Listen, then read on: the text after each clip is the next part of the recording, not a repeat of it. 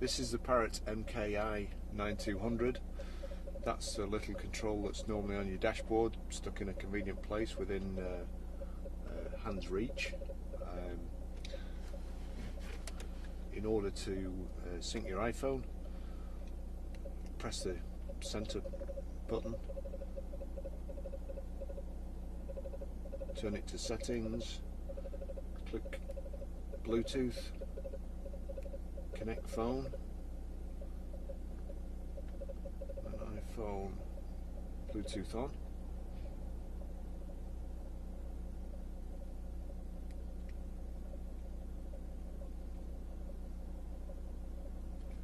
That's picking up the Parrot MKi 9200. Pairing 000. Put a code in. Pair. Pairing successful. That's it. It will also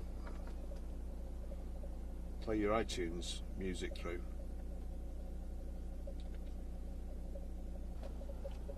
Can't play the music through the actual speakers because YouTube will cut the sound off, but as you can see there, playing, and you can also, there you go, off the remote here,